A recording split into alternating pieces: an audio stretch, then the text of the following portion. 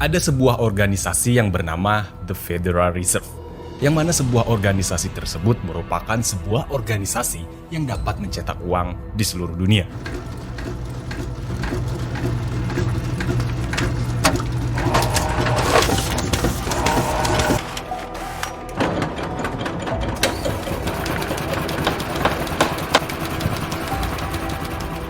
Ya, kalian gak salah dengar, di seluruh dunia.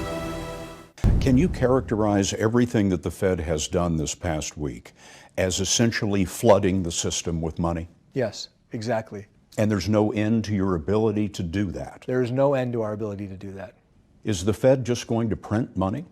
That's literally what Congress has told us to do. That's the authority that they've given us to print money and provide liquidity into the financial system. And that's how we do it. We create it electronically, and then we can also print it with the Treasury Department so that you can get money out of your ATM. Federal Reserve kalau di Indonesia itu seperti bank sentral. Bank milik negara yaitu Bank Indonesia. Nah, yang anehnya nih ya, Federal Reserve ini bukanlah kepunyaan negara Amerika. Federal Reserve ini kalau di Amerika merupakan perusahaan swasta yang tidak bisa dikendalikan sama pemerintah. Tapi Federal Reserve ini dikendalikan oleh perusahaan swasta. Federal Reserve ini didirikan pada tanggal 23 Desember tahun 1913. Tujuan didirikannya Federal Reserve ini karena saat itu negara Amerika tidak memiliki bank sentral. Ada banyak kerugian jika suatu negara tidak memiliki bank sentral. Di antaranya yaitu negara menjadi tidak stabil. Kalau sebuah negara memiliki ketidakstabilan ekonomi, maka tidak ada yang mau investasi ke negara tersebut. Coba kita ambil contoh diri kita sendiri sebagai seorang yang mau berinvestasi. Lo adalah seorang investor yang mau berbisnis dan lo memutuskan untuk berbisnis di negara Indonesia. Pastikan yang jadi pilihan lo adalah kota Jakarta dan sekitarnya. Kenapa lo bisa pilih Jakarta? Ya karena di Jakarta lebih terjamin, lebih aman, dan juga infrastrukturnya udah bagus. Populasi di kota Jakarta juga udah banyak. Tapi coba lihat di Indonesia bagian Irian. Kayaknya lo juga nggak bakalan mau untuk berbisnis di sana. Kenapa? Karena di sana situasinya kurang stabil dan sering terjadi huru-hara. Pasti lo juga takut buat investasi di sana. Takut kalau bisnis lo nanti kenapa-kenapa di sana. Nah, hal itulah yang terjadi di Amerika saat itu. Jika ekonominya tidak stabil, maka negaranya pun pasti nggak akan bisa maju. Karena ya nggak banyak yang mau buka usaha di sana. Yang buat sebuah negara itu maju adalah bisnis-bisnis rakyat. Karena semakin banyak orang yang membangun bisnis, maka itu akan berdampak baik buat negara kita. Yang penting, bisnisnya itu berada di negara Indonesia. Karena semakin banyak bisnis, semakin banyak lowongan pekerjaan. Semakin banyak lowongan pekerjaan, maka semakin banyak orang yang akan mempunyai pendapatan tetap. Semakin banyak orang yang mempunyai pendapatan tetap, maka semakin banyak orang yang akan berbelanja. Jika semakin banyak orang yang berbelanja, maka semakin majulah bisnis-bisnis tersebut. Semakin maju sebuah bisnis, maka akan semakin banyak lowongan pekerjaan yang dibuka. Kemudian semakin banyak lowongan pekerjaan yang dibuka, maka semakin banyak pilihan. Permintaan dan penawaran terhadap pekerjaan semakin tinggi, dan hal itu berdampak terhadap gaji yang akan naik, dan bayaran yang tinggi terhadap para pekerja. Logikanya begini, saat sebuah bisnis itu maju, maka perusahaan tersebut akan butuh orang untuk bekerja. Dan kalau banyak bisnis yang maju, maka perusahaan akan membuka lowongan pekerjaan. Yang itu artinya perusahaan yang mencari pekerja akan lebih banyak dibandingkan dengan para pencari kerja itu sendiri.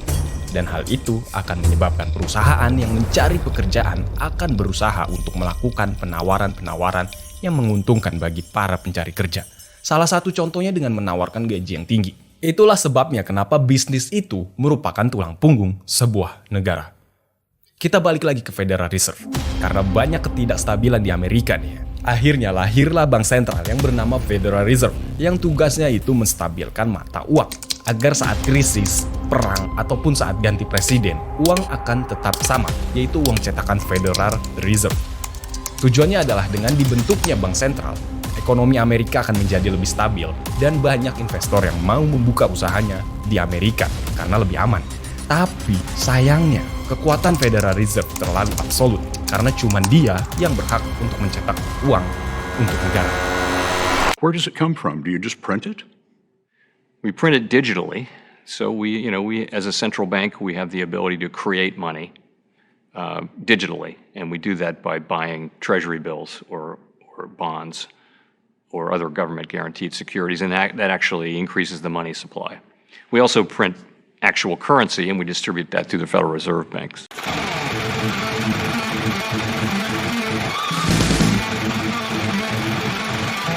Konyolnya lagi nih ya, ternyata setelah Federal Reserve berdiri pun tetap ada krisis. Malah krisisnya itu luar biasa besar, yaitu pada tahun 1929, The Great Depression di Amerika, di mana banyak orang yang kehilangan pekerjaannya dan untuk makan aja susah. No, I think the Fed is making a mistake. They're so tight. I think the Fed has gone crazy. Singkat cerita, setelah Perang Dunia berakhir, Amerika menjadi negara pemenang. Banyak negara-negara yang kalah perang, ekonominya hancur, dan butuh banyak pinjaman dana untuk membangun kembali negaranya. Kita ambil contoh saja seperti Jepang yang terkena bom atom. Negara mereka harus di-rebuilding lagi, harus bangun lagi. Jerman, Italia yang kalah dalam Perang Dunia. Bahkan sekelas negara Inggris pun yang notabene menang dalam Perang Dunia. Tapi banyak yang hancur di negaranya. Sementara itu negara Amerika merupakan negara yang memiliki jarak yang lebih jauh dari Eropa. Jadi, Amerika cenderung lebih aman dan gak terlalu rusak dibandingkan negara Eropa lainnya. Tapi, setelah Perang Dunia berakhir, Amerika menjadi kewalahan. Karena tadinya Amerika itu kalau membuat barang, mereka menjualnya ke Eropa. Tapi sekarang, Eropa juga gak punya duit buat membelinya. Perekonomian Amerika juga akhirnya menjadi chaos. Tapi setidaknya, negara mereka gak hancur. Gak ada yang terkena efek bom atom atau lokasi tempur di wilayah negaranya. Nah, karena Amerika itu paling maju ekonominya saat itu dibandingkan negara-negara lain, maka Amerika menjadi negara yang banyak meminjamkan uang ke negara lain. Nah, dari situlah Amerika menjadikan US dollar menjadi mata uang yang kuat, menjadi mata uang dunia. Karena Amerika sering meminjamkan uang ke negara lain, maka jadilah semua orang itu memiliki US dollar, dan jadilah dolar itu kuat. Kenapa bisa seperti itu? Hal itu terjadi karena yang minjem dolar ke Amerika, maka dia harus kembalikan pinjamannya itu dalam bentuk dolar juga, bukan dalam bentuk mata uang lain. Gak mungkin Indonesia minjem dolar ke Amerika tapi dibalikin dengan rupiah kan. Jadi siapapun negara yang meminjamkan uang, maka meminjamkannya memakai mata uang negaranya. Jadi karena banyak yang minjem nih, kedepannya pun setelah itu, banyak negara yang butuh dolar buat bayar utang ke Amerika. Hukum supply and demand. Semakin banyak yang mencari dolar, maka semakin kuat dan semakin tinggi nilai dolar tersebut. Jadi begitulah sejarah singkatnya US dollar menjadi mata uang dunia. Tapi pada akhirnya, banyak negara-negara yang mulai curiga dan takut kalau ternyata dolar itu gak dicetak dengan emas. Jadi banyak negara-negara yang ingin menukarkan dolar yang mereka punya dengan emas biar lebih aman. Nah, disinilah masalahnya. Amerika mulai ketakutan. Karena kalau semua negara menukarkan dolarnya dengan emas ke Amerika, dan Amerika bertanggung jawab untuk menukarkan emas dengan dolar, dan disinilah terjadi masalah. Emas yang Amerika punya tidak akan cukup jika ditukar dengan seluruh dolar yang dimiliki oleh negara lain. Kenapa hal itu bisa terjadi? Hal tersebut terjadi karena ya memang Amerika tidak mencetak uang berdasarkan emas.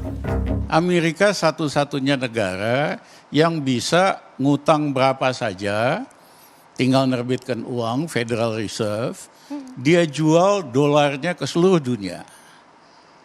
Nah, masih banyak yang beli dolar, karena Amerika negara superpower. Satu-satunya negara yang bisa nyetak uang, jual di seluruh dunia, namanya Amerika. Jadi emas yang Amerika punya itu tidak sebanyak dolar yang ada di dunia.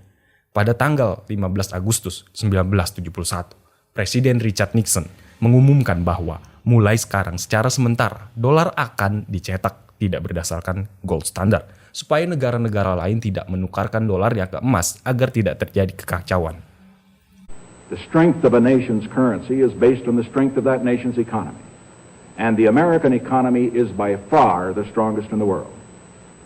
Accordingly, I have directed the Secretary of the Treasury to take the action necessary to defend the dollar against the speculators.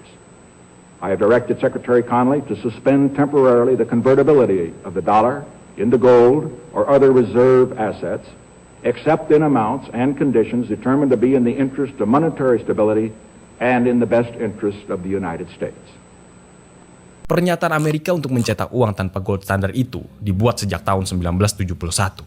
Padahal Amerika mencetak uang tanpa gold standard itu sudah sejak dulu. Dan Presiden Richard Nixon ini mengatakan hanya sementara. Padahal sampai sekarang sudah berjalan 50 tahun, ternyata masih juga seperti itu. Mencetak uang hanya dengan bermodalkan tinta. Tentu hal ini nggak adil. Kenapa bisa nggak adil? Karena negara lain dapetin dolar dengan cara berdagang dengan Amerika, dengan produksi barang real. Kalau dibayar dengan uang mainan, ya jelas nggak adil lah. Contohnya saja gini, Indonesia memproduksi rempah-rempah dan dijual ke Amerika. Tapi Amerika membayarnya menggunakan uang mainan yang dicetaknya hanya menggunakan tinta doang. Padahal dengan jelas, rempah-rempah itu mempunyai nilai real. Hal ini kan tentu tidak adil. Ini namanya bukanlah berdagang, tapi dibodohi. Nah, sejak saat itu Federal Reserve secara terang-terangan mencetak uang dengan bermodalkan tinta. Dan negara-negara yang dihutanginya pun dipaksa mengikuti standar banking mereka. Karena pada saat perjanjian di awal, kalau ingin diberikan pinjaman, maka negara peminjam wajib untuk mengikuti aturan yang dibuat Amerika sebagai negara yang meminjamkan utang.